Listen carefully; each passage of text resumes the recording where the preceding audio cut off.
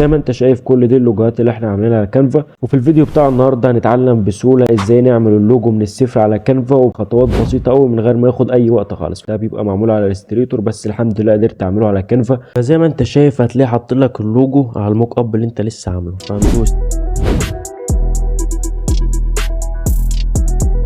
السلام عليكم، ازيكم يا كنفاوية؟ عاملين ايه في فيديو جديد؟ قبل اي حاجة احب اشكر كل واحد كتب كومنت كويس وشكرني في كلمة، وفعلا ده بيبقى كبير بالنسبة لي قوي. واحب اعتذر لكم عن التأخير اللي انا فيه، بس فعلا غصب عني لما بغيب برجع لكم بحاجة عظمة. انا بغيب عشان افنن، عشان ارسم. فان شاء الله الفيديو بتاع النهارده هيبقى سلسله من الفيديوهات اللي جايه معتمده على الفيديو بتاع النهارده. فعايزك تركز معايا علشان باذن الله نبدا في سلسله الهويه البصريه. فعايزك تركز في اللوجو وازاي نجيب الفكره وازاي نختار الالوان، وكل ده باذن الله نتعلم فيه من اول السلسله بتاع النهارده. فقبل اي حاجه عايزك تصلي على النبي وتعالى نشوف شغلي في اللوجوهات او الشعارات البسيطه اللي انا عملتها قبل كده. ندخل على المعرض وبسم الله ما شاء الله دول شويه اللوجوهات او الشعارات اللي انا عملتهم قبل كده. تعالوا اوريكم افضل الحاجات اللي انا عملتها، وبحب وافتخر بنفسي اللي انا عملتهم على كانفا او قدرت اعملهم على كانفا، لان كل واخد فكره عن كانفا وحش. بس والله العظيم كانفا ما يستاهل ده كله. ده كانفا موفر لنا صور وحاجات كتير قوي. الفكره كلها بس انت المتحكم في البرنامج اللي معاك او الاداه بتاعتك، وانت اللي بتعرف تستغل كل حاجه معاك. فتعالوا نشوف اللوجات اللي انا عملتها. مثلا اول لوجو لبراند كروكس. كروكس بتاع الاطفال اللي هي الشباشب دي او الجزم عامه للاطفال. تمام. تاني لوجو برضو من اللي عاملينه على كانفا اصايل، وباذن الله مع الفيديوهات اللي جايه هشرح ازاي عملت اللوجو ده بالذات. كان طالب اعمل شكل اللوجو ارسمه الاسم على شكل مبخره زي اللي ورا كده في الخلفيه، فرسمت اسم اصايل زي ما انتم شايفين كده على شكل مبخره. تالت لوجو معانا لوجو تراث للتسويق العقاري او المباني زي ما انت شايف كده. طبعا كل لوجو من اللي انت شايفه ده بيبقى معبر، لازم يبقى فيه رمز او عنصر في اللوجو بتاعك معبر عن المجال اللي انت فيه، وده باذن الله هنتعرف ازاي نعمل ده في الفيديو بتاع النهارده. مثلا اللوجو بتاع رواق ده كان لمحل ملابس بالخط العربي زي ما بيقولوا. ده بيبقى معمول على الاستريتور بس الحمد لله قدرت اعمله على كانفا، وهيبقى باذن الله في فيديو شرح ازاي نعمل لوجوهات من النوع ده. تمام. تعال نشوف شعار برضه او لوجو بعد كده عامله على كانفا. مثلا لوجو سند. ده من اكتر اللوجات اللي انا بحبها، وباذن الله هشرحه في الفيديو بتاع النهارده. سند للمحاماه والاستشارات القانونيه. باذن الله في الفيديو بتاع النهارده هنتعلم ازاي نعمل لوجو وازاي نحطه على الموك اب. محدش يقول انت عامله بالذكاء الاصطناعي، لا انا حاطط اللوجو على الجيموناي على الموك اب، يعني خليت جيموناي يحط لي اللوجو على الموك اب. باذن الله في الفيديو بتاع النهارده برضو هنعرف ازاي نحط اللوجو على موك اب بكل سهوله. فزي ما انت شايف كل دي اللوجوهات اللي احنا عاملينها على كانفا. في الفيديو بتاع النهارده نتعرف ازاي نعمل اي لوجو على كانفا بخطوات بسيطه قوي من غير ما ياخد اي وقت خالص. فعايزك تركز معايا ونتوكل على الله ونبدا في الفيديو بتاع النهارده.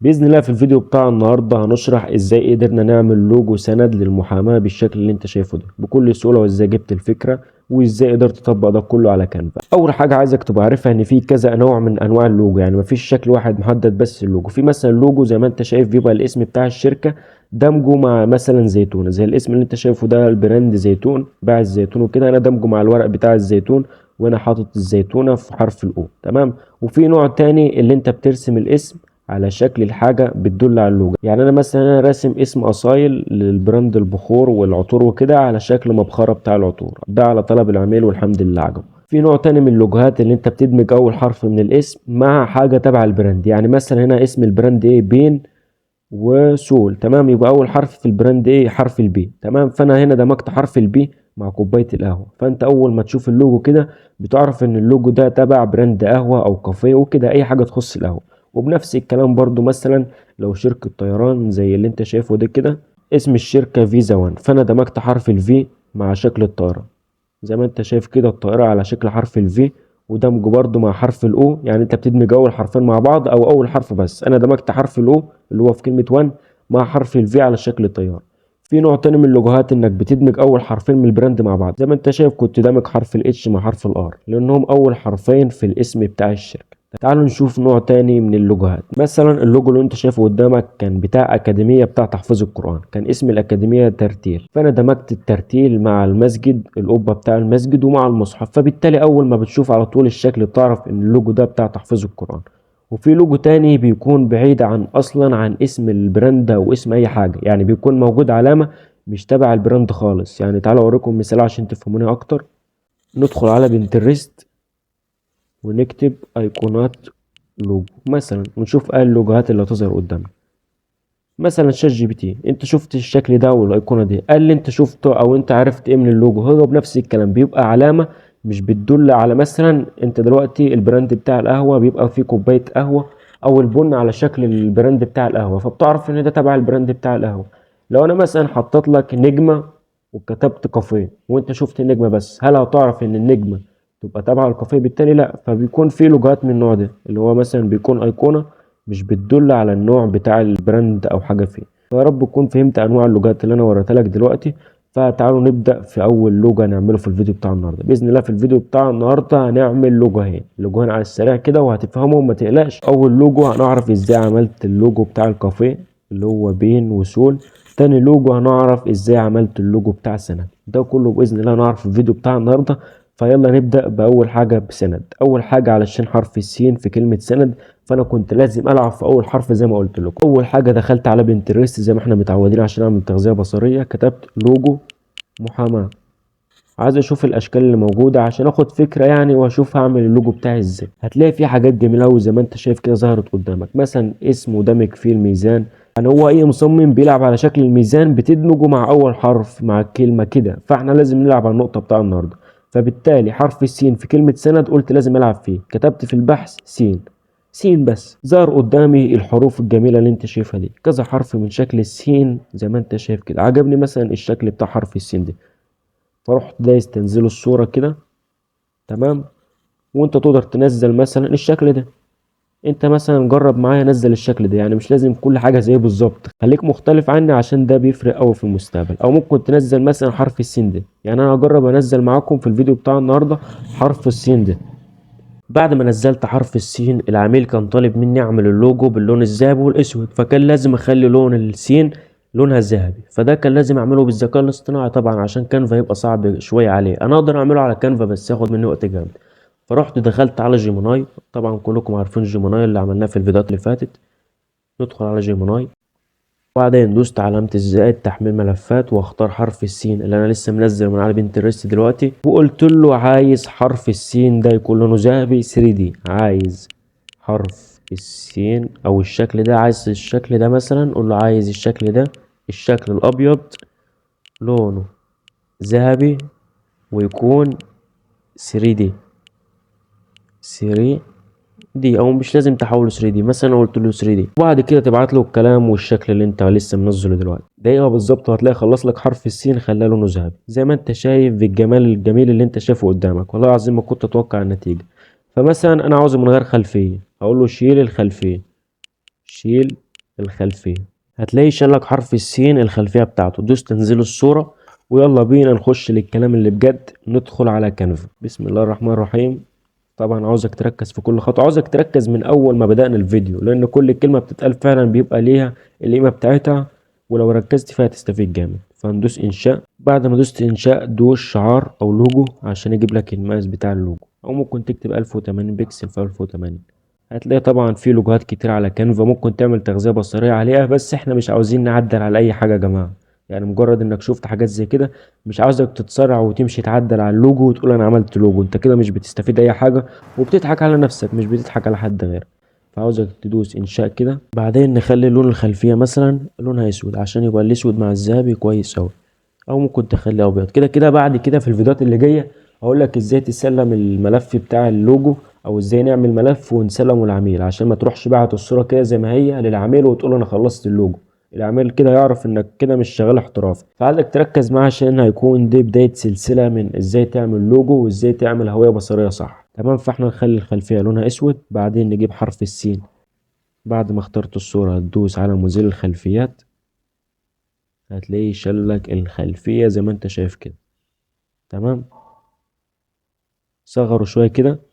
دلوقتي احنا اتفقنا هنخلي حرف السين مدموج مع الميزان، يعني هندمج الميزان اللي هو بتاع العدل والمحاماة وكده مع حرف السين. فانت تدخل على عناصر، اكتب هنا ميزان ذهبي، هتلاقي جاب لك ميزان ذهبي زي ما انت شايف كده. نختار مثلا الشكل ده، اول ميزان ظهر معنا. تمام. فاحنا المفروض دلوقتي هندمج حرف السين مع الميزان عشان نخليهم اول حاجة في اللوجو بتاعنا. فاحنا عاوزين نحط مثلا الميزان بالشكل اللي انت شايفه ده في السين من فوق. فالمفروض هنقص العصاية او الحتة اللي هي ماسكة الكفتين ببعض. هنقصها ازاي؟ هتختار الميزان اللي انت لسه منزله دلوقتي وتصحف كده على الشمال، هتلاقي فيه حاجة اسمها ممحاة البكسل. دوس على ممحاة البكسل وامسح الحتة اللي في النص دي زي ما انا بعمل قدامك كده بالظبط. تمام، امسح امسح امسح كده لحد في النص فوق كده. بعد ما مسحنا الحتة اللي في النص، المفروض بقى نحط الميزان الكفتين مع حرف السين. انت بقى حاول تظبط دول، مثلا كبر حرف السين مثلا، او اعمل الميزان الكفة كبيرة كده شوية عشان يبقى حرف السين في النص، ما يبقاش جاي على الكفة. او نكبر مثلا حرف السين كده.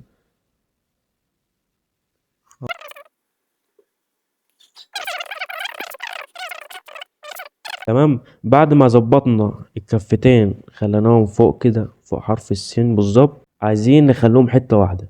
هتروح دايس على الكفتين، خش على الطبقات، شايف كلمة تحديد اللي فوق؟ دوس عليها كده، بعدين اختار حرف السين، بعدين دوس تم، بعدين دوس تجميع.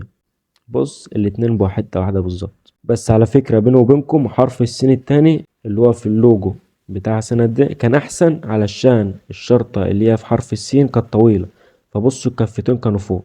فعادي انتوا ممكن مثلا تنزل حرف السين اللي هو الطويل اللي هو بشرطة زي اللي أنا منزله. تعالوا أجيبهولكم من المعرض ونجرب أحسن من ده. بس المهم تكونوا فهمتوا أنا عملت ايه في الأول. تعالوا نجيبه من المعرض على طول ونكمل عشان يطلع مظبوط معانا. بصوا حرف السين ده طويل فهيبقى كويس مع الكفتين. ندوس مزيل الخلفيات، نشيل الخلفية بتاعته ونظبط الكفتين فوق. تمام، بصوا كده كويس أوي، بس نخفف اللون الذهبي ده شوية. تمام، بعدين نصحفه كده شمال شوية وندخل على الطبقات نخليه تحت الكفتين بنفس الطريقة اللي عملناها المرة اللي فاتت. تدوس على حرف السين، بعدين ممكن تدوس الطبقات وتدوس تحديد تخليهم حتة واحدة، أو ممكن تدوس المزيد هنا تختار تحديد خيارات متعددة واختار الكفتين، بعدين دوس تجميع. بص بقى بالشكل الجميل اللي انت شايفه قدامك. صغره كده شوية لفوق. تعالوا نكتب كلمة سند. البراند بتاعنا أو الشركة بتاعتنا أو المكتب بتاع المحاماة يعني اسمه سند. نكتب سند، نختار فونت كويس برضو، ندخل على النص، نختار ممكن فونت من هنا، او ممكن لو انت عارف فونت معين تبحث عليه من فوق. مثلا نختار الفونت بتاع كلمة تواصل، عجبني دلوقتي. ندوس تفكيك كده، بعدين نكتب سند بالشكل اللي انت شايفه ده. نخلي اللون ابيض ونكبر الكلمة بالشكل اللي انت شايفه ده. تمام، المفروض نكتب تحت بقى، بتكتب جملة بسيطة كده للشركة بتاعتك أو البراند بتاعك تبع البراند بتاعك. مثلا أنا هكتب للمحاماة، للمحاماة والاستشارات القانونية. تمام، ونغير الفونت برضو، نختار الفونت رسمي شوية، مثلا الفونت ده. ممكن تخلي لون الكلمة دي ذهبي، الجملة دي ذهبي، أو تسيبه أبيض زي ما أنت شايف. أنا مثلا أخليه ذهبي شوية بقى بالشكل الجميل اللي انت شايفه قدامك ده. عاوزين نخلي اللوجو كله حتة واحدة، فهتروح دايس كده، بعدين المزيد، بعدين تحديد خيارات، تختار بقى الكلمة واللوجو.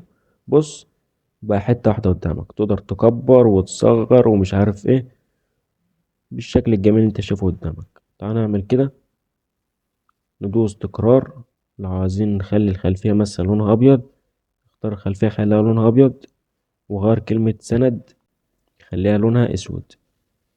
بس بالشكل الجميل اللي انت شايفه قدامك. بعدين تعال ننزله علشان نعرف ازاي نحطه على موك اب كويس ونوريه للعميل قبل ما تخلصه. يعني انت لما بتخلص اللوجو بتحطه على موك اب واقعي علشان العميل يتخيل الشكل بتاعه هيتعمل ازاي بعد كده لما يطبع، او يحط مثلا على مج او مش عارف ايه. يعني تعالوا نشوف هنعمل ايه. ندوس تنزيل اللي فوق دي. اول حاجه تعالوا نجرب مع بعض نخلي جيميناي يعمل لنا موك اب كويس للوجو بتاعنا. ندوس هنا نضيف الصوره بتاع اللوجو.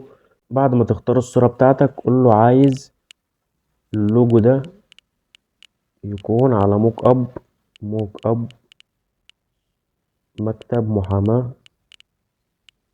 محامي واقعي، وتروح بعت اللوجو لجيميناي. بص زي ما انت شايف حطولك على المكتب، بس انا مثلا اقول له عايز اللوجو، عايز اللوجو على ختم، الختم اللي هو بيكون في المكتب وكده. بص هتلاقيه عمل لك في اللوجو على ختم. طبعا النتيجة مش عايز اقول لكم ما شاء الله بصراحة. دوس تنزيل الصورة، قول له مثلا عايز اللوجو، عايز اللوجو يكون على بلطو، البلطو الاسود اللي بيكون محمد لابسه، بلطو اسود محمد. زي ما انت شايف حط لك اللوجو على البلطو ده بالشكل اللي انت شايفه ده. ازاي نحط اللوجو على موك اب على جيميناي؟ تعال اوريكم حاجه في كانفا نسيت اقول لكم عليها، مهمه قوي وانت بتعمل لوجو عشان يبقى كل حاجه متناسقه وما تغلطش اي غلطه. تمام، ففي حاجه انا بحب اعملها، ادخل على عناصر واختار شكل دائره. ركز في الخطوه دي كويس قوي عشان مهم. مثلا خلي اللون بتاعها مثلا اي لون مختلف، يعني اي لون. هتمسحها كده كده دلوقتي وخليها بص في نص التصميم بالظبط، ماشي، وخليها تحت اللوجو بتاعك. عايزك تخلي اللوجو في الدائرة دي، ما يبقاش مثلا عامل كده، ما يبقاش بعيد شوية كده، ما يبقاش لا انا عاوزه في النص بالظبط. ليه؟ علشان بعد كده العميل لما يحط اللوجو على البروفايل بتاع مثلا الفيس او اي بيج عنده، ما يروحش يلاقي في حتة مش موجودة في الصورة، يعني يبقى كله موجود في الصورة بتاع البروفايل. تمام. تاني حاجة، لازم مثلا انا مركزتش في الخطوة دي بصراحة وانا بعملها، عايزك تخلي الكلمة دي بالذات اللي تحت متناسقة على شكل اللوجو. انا هدوس تفكيك، عايزة تبقى على قد اللوجو، يعني بص اللوجو هي اطول من اللوجو شوية، عايزة تبقى على قد الشكل بتاع اللوجو بالظبط بالشكل اللي انت شايفه مثلا ده. او ممكن تروح داخل على عناصر،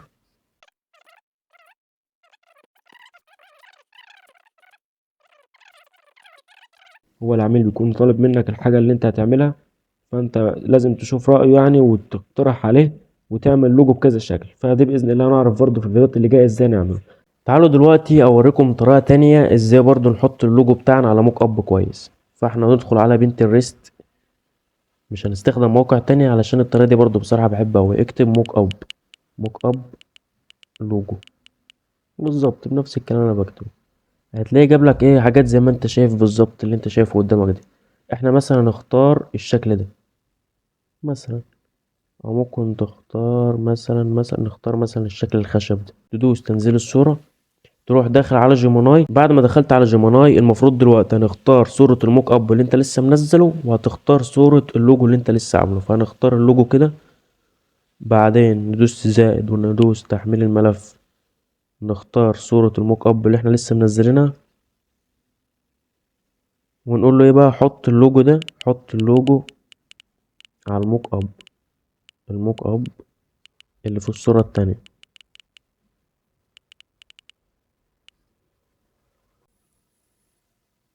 فزي ما انت شايف هتلاقيه حاط لك اللوجو على الموك اب اللي انت لسه عامله. فهندوس تنزيل الصورة كده. فبس يا معلم كده احنا عرفنا ازاي نعمل موك اب للوجو بتاعك بطريقتين. فدلوقتي تعالوا ندخل على كانفا اقول لكم اخر حاجة قبل ما اقفل الفيديو بتاع النهاردة. التاسك بتاع النهاردة بقى عايزك تعمل لوجو بنفس الطريقة اللي احنا عملناها في الفيديو بتاع النهاردة، وبعد ما تخلص تنزل على جروب الكنفاوية على الفيس. لو انت مش موجود فيه طبعا هسيب لك اللينك في اول كومنت، لازم تدخل فيه عشان كلنا بننزل التصاميم بتاعتنا وبنقيم لبعض وكده. تمام. فمثلا انت ممكن تغير بدل حرف السين تعمل مثلا حرف الميم او الكاف مثلا. يعني انا مثلا هدخل على بنترست هكتب مثلا حرف الكاف مثلا، هتلاقي جاب لك اشكال لحرف الكاف زي ما انت شايف كده. ممكن تنزل حرف الكاف ده وتعمل بنفس طريقة حرف السين بالظبط، او ممكن تنزل حرف الكاف بالانجليزي الكي وبنفس الطريقة برضه، او دي مثلا، وتدمج مع حرف الكي الميزان بنفس الطريقة اللي عملناها في الفيديو بتاع النهاردة. وبعد ما تعمل حرف الكي باللون الزابي هتروح داخل على كانفا، هتروح دمج الميزان او اي حاجة يعني تبع المحاماة مع حرف الكاف او الكي اللي انت عامله. تمام. ومثلا خلي اسم المكتب مثلا كرم، بدل سند اكتب كرم او كريم، يعني اي حاجة بحرف الكاف. تمام. بعد ما تخلص ادخل حطه على موك اب وادخل على جروب الكنفاوية على الفيس، هسيب لك اللينك في اول كومنت علشان لازم تبقى موجود فيه. والله بنستفاد كلنا من بعض وبننزل تصاميمنا، وحقيقي انا مبسوط جامد لما بلاقي حد بيشتغل ورايا وبيعمل التصاميم، لان انا فعلا نكون بتستفيد من ورايا مش بعمل الحاجة على الفاضي. يبقى كده في الفيديو بتاع النهاردة احنا عملنا لوجو للمحاماة لمكتب محاماة. تمام. فان شاء الله الفيديو اللي جاي هنعمل لوجو بطريقة تانية علشان الفيديو ما يكونش طويل عليكم. بس ده الفيديو بتاع النهاردة، اشوف وشكم على خير واتمنى تكونوا استفدتوا في الفيديو بتاع النهاردة. سلام. Bye. Have a great time.